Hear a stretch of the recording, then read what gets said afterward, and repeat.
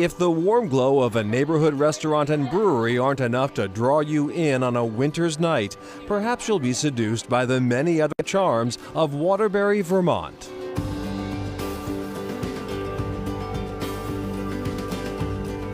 Once little more than a gateway off the interstate to the slopes and style of Stowe, Waterbury has come of age. The Ben & Jerry's factory and its popular tour put a prominent pin on the map back in the 1980s. But a little restaurant named after a rather large mushroom made Waterbury a foodie destination in 2005. I think a lot of it has to do with Hen of the Wood being such a huge part of the community. You know, people know us by name, and you know, we're doing things kind of as a community together, and I think it's really kind of elevated it. Antonio Rentas is the chef de cuisine at the critically acclaimed restaurant, founded by multiple James Beard nominee Eric Warnstedt, who helped usher in the farm-to-table movement. Summer's a really fun time around here, pretty beautiful, and that's kind of like when Vermont's produce and stuff is at its full bounty. All cheeses are available, and that's like, for me, is like one of the most special things about Vermont is the availability of all the local artisan cheeses, which is pretty phenomenal. Summer may seem a long way off with Thatcher Brook Falls deep in winter's grip, but it will come, and with it some of the most sought-after seats in Vermont. In the meantime, the warmth can be found in the kitchen and in hearty winter dishes like rabbit tortellini and the always popular Hen of the Wood toast. At the end of the day, this is down-to-earth, humble food, simple, not fussy, and you know, we're just doing things the right way, I feel like. Cozy comfort in the woods is the way the owners of Moose Meadow Lodge are doing it, with their meticulously decorated Adirondack-style bed and breakfast. Willie Docto and husband Greg Trulson met at a similar B&B in West Virginia, and 22 years ago left the corporate world to pursue their dream of building their own B&B. We tried to create an environment so when guests come here, maybe they see something, maybe they experience something or do something that they feel better while they're here than they did before they came. We're in the business of creating memories, basically. We're not just a bed and breakfast. We want people to come here and enjoy themselves so much that they want to come back.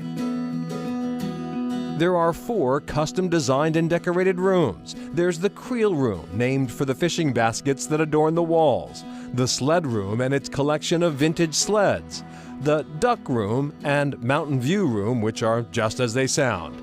And in the summer, there is a treehouse in the woods. We attract visitors who want to experience glamping, right? Glamorous camping. So that's what we've created here, a glamping destination. We didn't want to get so big that we couldn't give some really personal attention to the guests that are here. The atmosphere is warm and welcoming, although some here might feel differently. It is definitely not for those with an aversion to all things taxidermy. Willie and Greg have seen engagements, weddings, and generations of visitors here. They have benefited as Waterbury has blossomed, and the experience is everything they had imagined. The rewards are numerous. We're still enjoying it, and we've been doing it for over 20 years now. The work involved was more than we expected, but the enjoyment was even more than we expected. Nate Johnson has also found the mix of hard work and enjoyment as the head brewer at the Prohibition Pig Brewery. The popular downtown restaurant added the brewery 5 years ago, and Johnson merged an economics degree and a passion for home brewing into a full-time job. One of the things we pride ourselves on here is making a nice spectrum of different beers, and that we don't focus on any one style. I really pride myself on being able to brew a wide variety of styles. I want people to come in here, have a nice meal, and have whatever style that they appreciate. The menu is different from the main restaurant, though still with an emphasis on smoked meats, and the vibe is decidedly casual and local. There is a distinguished lineage here. The restaurant is in the original home of the Alchemist Brewery, maker of the legendary Heady Topper, still brewed in Waterbury. The consumers definitely become a little bit more knowledgeable across the board about different styles, what's the new trends, what they like, what their personal preferences are. But also it's nice to have knowledgeable staff, and someone can come in and ask, well, what do you recommend, what do you think? And we have a nice conversation. A place for food, conversation, and finely crafted beers. Is this paradise or Waterbury?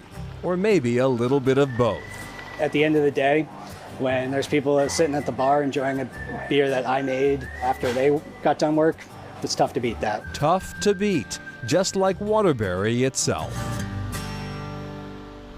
Oh, and like many of the businesses in that area, Prohibition Pig experienced some damage from the devastating floods of last July, but fortunately they were able to reopen quickly. They were, which is good news. Also, Hen of the Wood last year moved to a new location right across the street, actually, from Prohibition Pig.